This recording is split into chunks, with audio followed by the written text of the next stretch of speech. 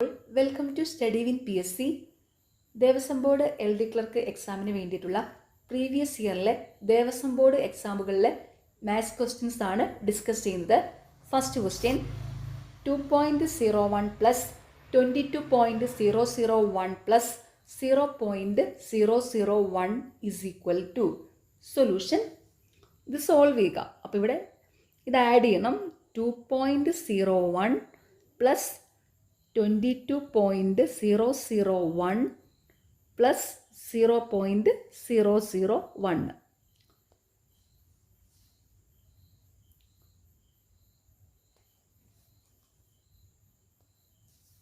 അപ്പോൾ ഇവിടെ 1 1 2 1 0 1 0 0 0 പോയിന്റ് ഇട്ടു. പിന്നെ 2 2 4 2 24.012 ആണ് ആൻസർ. Option A. അടുത്ത ചോദ്യം, രണ്ട് സംഖ്യകൾ തമ്മിലുള്ള അംശബന്ധം 12, 13 അവയുടെ ഉസാഹ 8 ആയാൽ സംഖ്യകൾ ഏതൊക്കെ? സൊല്യൂഷൻ. ഇവിടെ രണ്ട് സംഖ്യകളുടെ അംശബന്ധവും അവയുടെ ഉസാഹയും തന്നിട്ടുണ്ട്. അങ്ങനെയാണെങ്കിൽ സംഖ്യകൾ ഏതൊക്കെയെന്നാണ് കണ്ടുപിടിക്കേണ്ടത്. ഇത് വളരെ ഈസിയാണ്. ഇവിടെ തന്നിരിക്കുന്നത് രണ്ട് സംഖ്യകളുടെ അംശബന്ധം 12:13. സംഖ്യകളുടെ ഉസാഹ HCF 8. സംഖ്യകൾ ഏതൊക്കെയെന്ന് കണ്ടുപിടിക്കണം. അപ്പോൾ ഇങ്ങനെ രണ്ട് സംഖ്യകളുടെ അംശബന്ധവും അവയുടെ ഉസാഹയും തന്നാൽ സംഖ്യകൾ കണ്ടുപിടിക്കാൻ ചെയ്യേണ്ടത് അതിലെ ചെറിയ സംഖ്യ ചെറിയ റേഷ്യോ ഇൻറ്റു HCF, ചെറിയ റേഷ്യോ ഇൻറ്റു ഉസാഹ. ചെറിയ സംഖ്യ എന്ന് പറയുന്നത് ചെറിയ റേഷ്യോ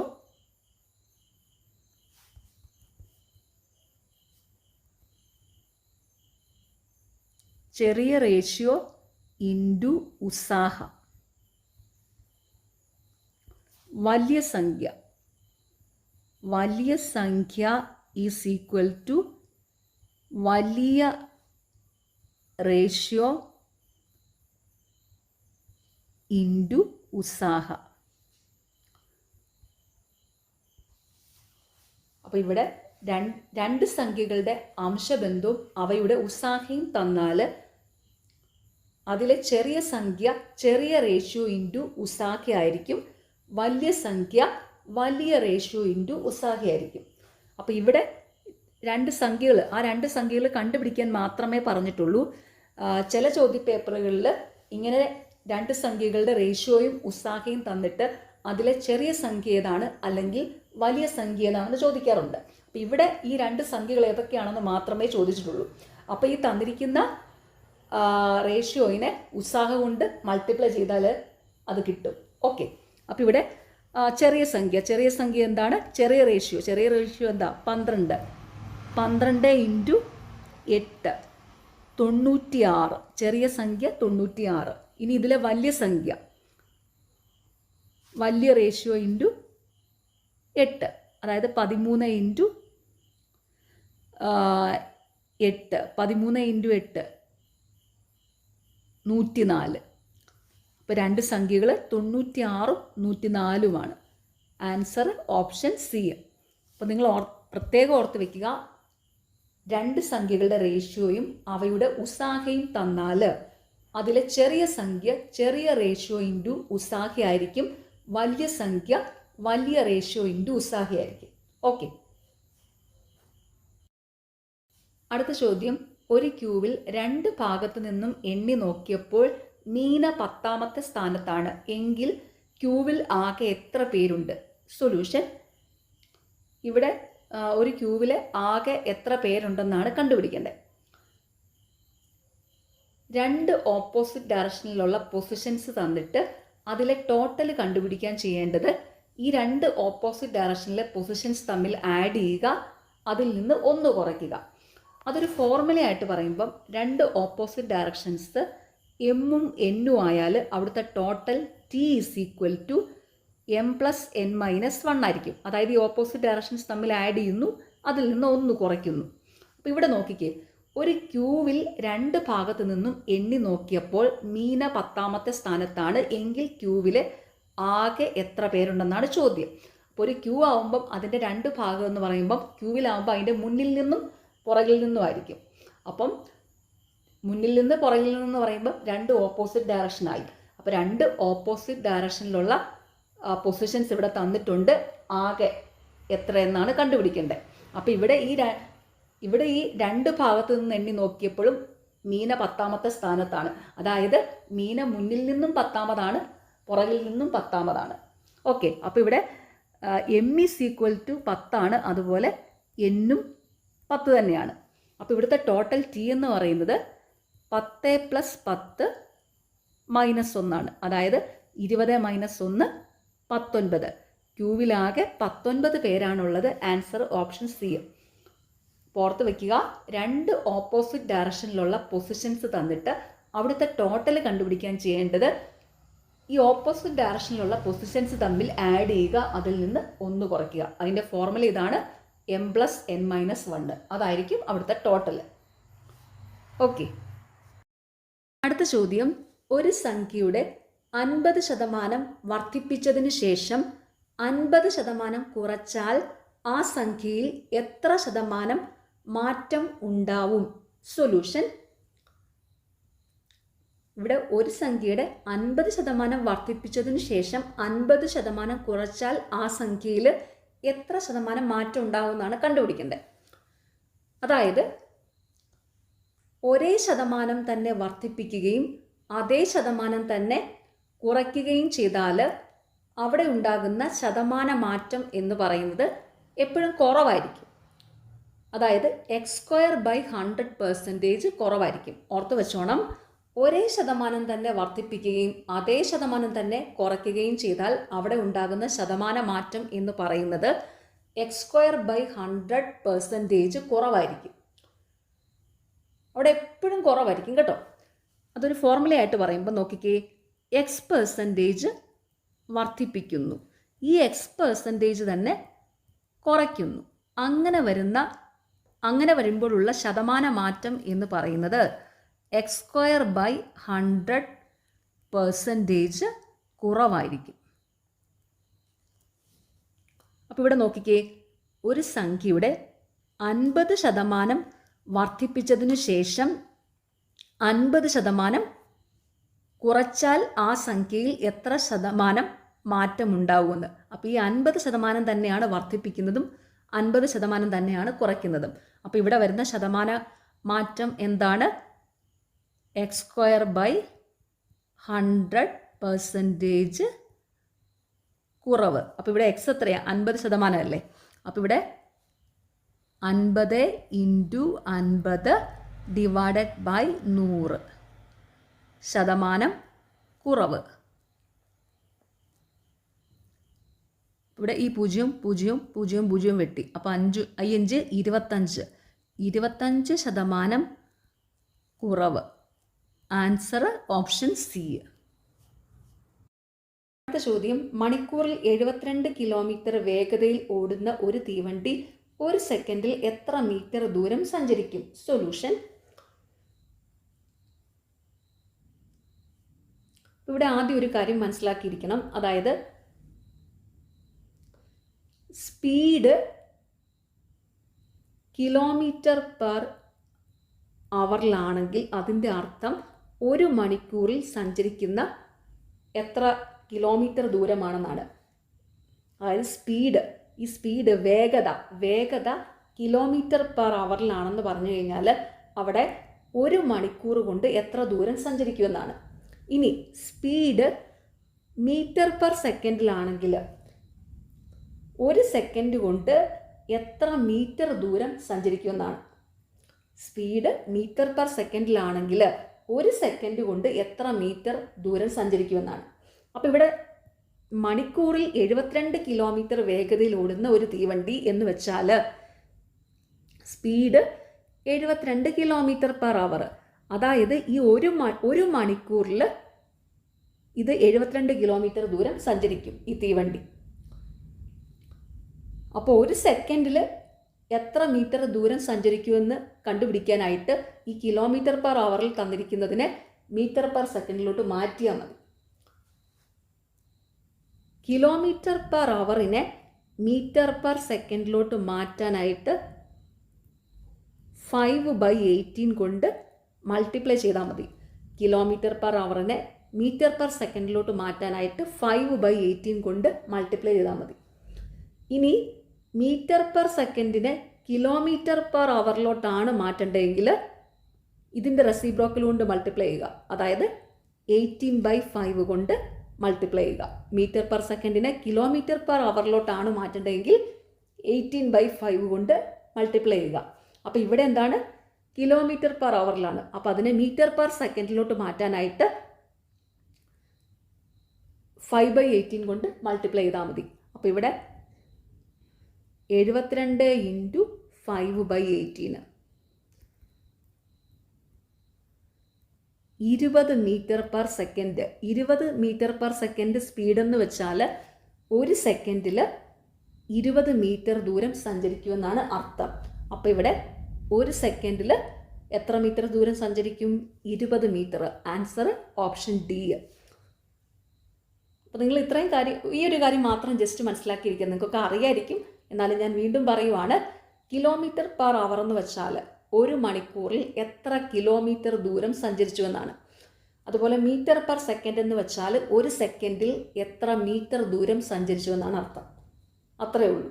അപ്പോൾ ഇവിടെ സ്പീഡ് 72 കിലോമീറ്റർ പെർ അവറിലാണെങ്കിൽ അത് ഒരു സെക്കൻഡിൽ എത്ര മീറ്റർ ദൂരം സഞ്ചരിച്ചു എന്ന് കാണാനായിട്ട് അതിനെ കിലോമീറ്റർ പെർ അവറിൽ നിന്ന് മീറ്റർ പെർ സെക്കൻഡിലാക്കിയാൽ മതി. ഓക്കെ. അടുത്ത ചോദ്യം. ഒരു ക്ലാസ്സിലെ 8 കുട്ടികളുടെ ശരാശരി മാർക്ക് 92 ആണ്. അതിൽ നിന്ന് 95 മാർക്ക് കിട്ടിയ ഒരു കുട്ടി പോയി. പകരം മറ്റൊരു കുട്ടി വന്നപ്പോൾ ശരാശരി മാർക്ക് 1 കുറഞ്ഞു. പുതിയ കുട്ടിയുടെ മാർക്ക് എത്ര? സൊല്യൂഷൻ. ഇവിടെ ഒരു ക്ലാസ്സിലെ 8 കുട്ടികളുടെ ശരാശരി മാർക്ക് 92. അപ്പോൾ ആ 8 കുട്ടികളുടെ ടോട്ടൽ മാർക്ക് എന്ന് പറയുന്നത് 8 × 92 736 മാർക്കാണ്. അതിൽ 95 മാർക്ക് കിട്ടിയ ഒരു കുട്ടി പോയി. അപ്പോൾ ഇവിടെ എത്രയായി? 8. ഒരു കുട്ടി പോയപ്പം 8 കുട്ടികൾ എന്നുള്ളത് 7 കുട്ടികളായി. അപ്പോൾ ആ 7 കുട്ടികളുടെ ടോട്ടൽ മാർക്ക് എന്ന് പറയുന്നത് 736 - 95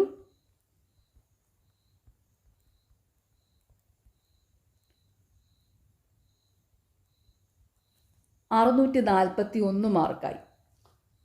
പകരം മറ്റൊരു കുട്ടി വന്നപ്പോൾ ശരാശരി മാർക്ക് 1 കുറഞ്ഞു. അപ്പം 8 കുട്ടികളുണ്ടായിരുന്നു, അതിൽ നിന്ന് ഒരു കുട്ടി പോയി, പകരം വേറൊരു കുട്ടി വന്നു. അപ്പം എന്തായി?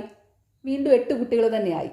അപ്പം ഈ 8 കുട്ടികളുടെ ഒരാൾ പോയി ഒരാൾ വന്നപ്പോൾ ശരാശരി 1 കുറഞ്ഞു. അപ്പോൾ 8 കുട്ടികളുടെ ആദ്യം ഉണ്ടായിരുന്ന ശരാശരി 92 ആണെങ്കിൽ ഒരാൾ പോയി ഒരാൾ വന്നപ്പം ശരാശരി മാർക്ക് 1 കുറഞ്ഞ് ഈ 92 എന്നുള്ള ശരാശരി 91 ആയി. അപ്പോൾ പുതിയ ടോട്ടൽ മാർക്ക് എന്ന് പറയുന്നത് 8 × 91 = 728 ആയി. അപ്പം പുതിയ കുട്ടിയുടെ മാർക്ക് എന്ന് പറയുന്നത് ഈ 8 കുട്ടികളുടെ മാർക്കിൽ നിന്ന് 8 കുട്ടികളുടെ ടോട്ടൽ മാർക്കിൽ നിന്ന് 7 കുട്ടികളുടെ ടോട്ടൽ മാർക്ക് കുറച്ചാൽ മതി. അപ്പോൾ ഇവിടെ 728 -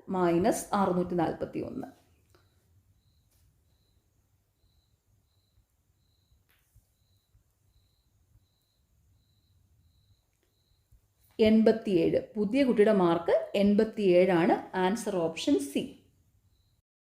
അടുത്ത ചോദ്യം. രാജുവിൻ്റെ അനന്തരവനാണ് വിപിൻ. വിപിൻ്റെ സഹോദരിയാണ് റീന. റീനയുടെ അമ്മയുടെ അച്ഛൻ്റെ മകനാണ് രാമൻ. എങ്കിൽ രാജുവിൻ്റെ ആരാണ് രാമൻ? സൊല്യൂഷൻ. ഇതൊരു ഫാമിലി റിലേഷൻ പ്രോബ്ലം ആണ്. അപ്പോൾ ഇത് ഫിഗർ വരച്ച് ചെയ്യാം. ഫിഗർ വരയ്ക്കുമ്പോൾ മെയിൽ പേഴ്സണെ റെപ്രസെൻറ്റ് ചെയ്യാൻ പ്ലസ് സൈൻ യൂസ് ചെയ്യും, ഫീമെയിൽ പേഴ്സണെ റെപ്രസെൻറ്റ് ചെയ്യാൻ മൈനസ് സൈൻ യൂസ് ചെയ്യും. ഓക്കെ. ഈ സൈൻ യൂസ് ചെയ്യാത്തവരും ഉണ്ട്, ചെയ്യുന്നവരും ഉണ്ട്. ഞാൻ സാധാരണ യൂസ് ചെയ്തിട്ടാണ് കേട്ടോ ചെയ്യുന്നത്. അപ്പോൾ ഇവിടെ രാജുവിൻ്റെ അനന്തരവനാണ് വിപിൻ. രാജുവിൻ്റെ അനന്തരവനാണ് വിപിൻ എന്ന് വെച്ചാൽ രാജുവിൻ്റെ പെങ്ങടെ മകനാണ് വിപിൻ. അനന്തരവൻ എന്ന് വെച്ചാൽ പെങ്ങടെ മകനാണല്ലോ. രാജു ഈ രാജുവിൻ്റെ പെങ്ങളെ കാണിക്കാനായിട്ട് ഞാൻ സൈനാണ് യൂസ് ചെയ്യുന്നത്. ഫീമെയിൽ ആയതുകൊണ്ട് മൈനസ് സൈൻ ഇട്ടു. അപ്പോൾ രാജുവിൻ്റെ പെങ്ങടെ മകനാണ് വിപിൻ. വിപിൻ്റെ സഹോദരിയാണ് റീന. റീനയുടെ അമ്മയുടെ അച്ഛൻ്റെ മകനാണ് രാമൻ. അപ്പം റീനയുടെ അമ്മ ആരാ? ഇത് റീനയുടെ അമ്മയുടെ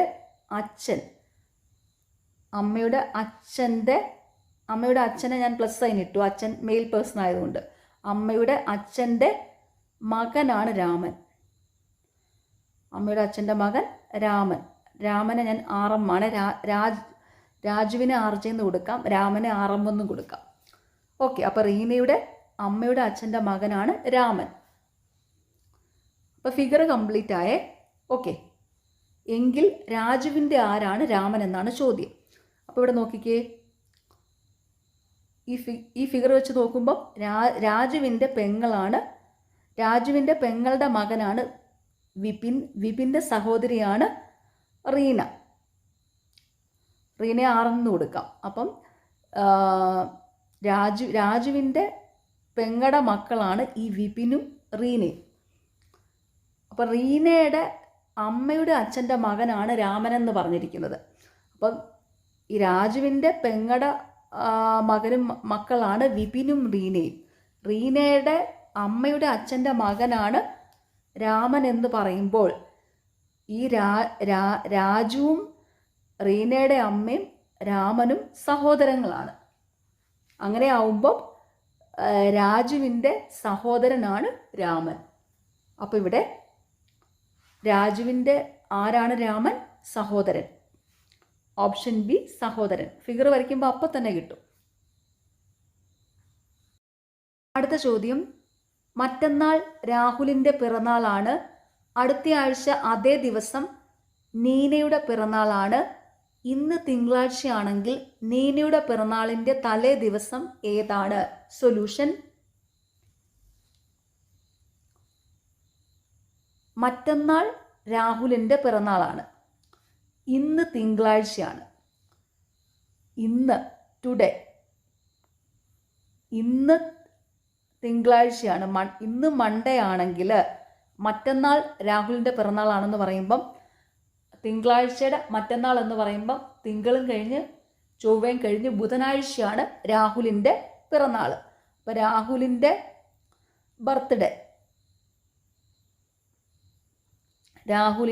ബർത്ത്ഡേ എന്നാണ്. ഇന്ന് തിങ്കളാഴ്ചയാണെങ്കിൽ മറ്റന്നാൾ രാഹുലിൻ്റെ പിറന്നാളാണെന്ന് പറയുമ്പം രാഹുലിൻ്റെ ബർത്ത്ഡേ എന്നാണ്. ബുധനാഴ്ച വെനസ്ഡേ. അടുത്ത ആഴ്ച അതേ ദിവസം നീനയുടെ പിറന്നാളാണ്. അതായത് ഈ രാഹുലിൻ്റെ പിറന്നാൾ ഏത് ദിവസമാണോ അടുത്ത ആഴ്ച അതേ ദിവസമാണ് നീനയുടെ പിറന്നാൾ. അപ്പോൾ രാഹുലിൻ്റെ ബർത്ത്ഡേ വെനസ്ഡേ ആണ്, ബുധനാഴ്ച. അപ്പം നീനയുടെ പിറന്നാളും അടുത്ത ആഴ്ച അതേ ദിവസമാണെന്ന് പറയുമ്പം നീനയുടെ ബർത്ത്ഡേയും ബുധനാഴ്ചയാണ്, വെനസ്ഡേ. അങ്ങനെയാണെങ്കിൽ നീനയുടെ പിറന്നാളിൻ്റെ തലേ ദിവസം ഏതാണ്? അതായത് നീനയുടെ പിറന്നാൾ ബുധനാഴ്ചയാണെങ്കിൽ ബുധനാഴ്ചയുടെ തലേ ദിവസം ഏതാണ്? ചൊവ്വാഴ്ച. അപ്പം നീനയുടെ പിറന്നാളിൻ്റെ തലേ ദിവസം എന്ന് പറയുന്നത് ട്യൂസ്ഡേ, ചൊവ്വാഴ്ച. ആൻസർ ഓപ്ഷൻ സി, ചൊവ്വ.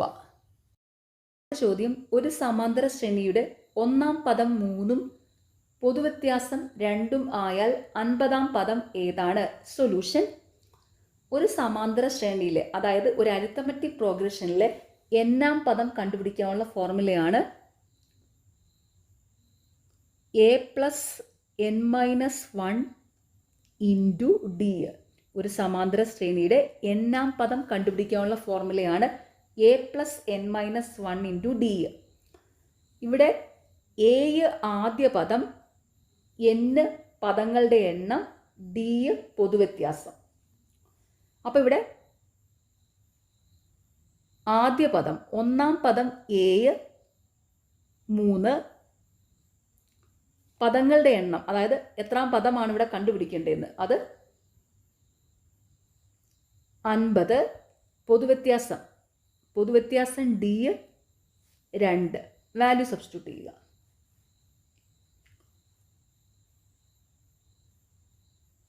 3a + 50 - 1 into 2. 3 + 49 ഇൻറ്റു 2. 3 + 49 2 98. 98 3 101. 50-ാം പദം 101 ആണ്. Answer option A. അപ്പോൾ ഇത് ദേവസ്വം ബോർഡിൻ്റെ പ്രീവിയസ് ഇയറിലെ ഒരു ക്വസ്റ്റ്യൻ പേപ്പറാണ്. ഇതിലെ 10 ക്വസ്റ്റ്യൻസിൽ ഒരെണ്ണം ഫൈനൽ ആൻസർ കീയിൽ ഡിലീറ്റഡ് ആയിരുന്നു. ബാക്കി 9 ക്വസ്റ്റ്യൻസ് ആണ് ഇപ്പോൾ ഇവിടെ ഡിസ്കസ് ചെയ്തത്. നിങ്ങൾക്ക് ഈ ചാനൽ ഇഷ്ടപ്പെടുന്നുണ്ടെങ്കിൽ സബ്സ്ക്രൈബ് ചെയ്യുക, സപ്പോർട്ട് ചെയ്യുക, ഷെയർ ചെയ്യുക. പിന്നെ ഈ വീഡിയോയുടെ താഴെ കാണുന്ന ഹൈപ്പ് എന്നുള്ളൊരു ഓപ്ഷനുണ്ട്, അതും കൂടി ഒന്ന് ക്ലിക്ക് ചെയ്ത് സപ്പോർട്ട് ചെയ്യുക. പിന്നെ ദേവസ്വം ബോർഡ് എക്സാം എഴുതുന്ന എല്ലാവർക്കും ഓൾ ദി വെരി ബെസ്റ്റ്. എല്ലാവരും നന്നായിട്ട് തന്നെ എക്സാം അറ്റൻഡ് ചെയ്യണം. Okay, thank you.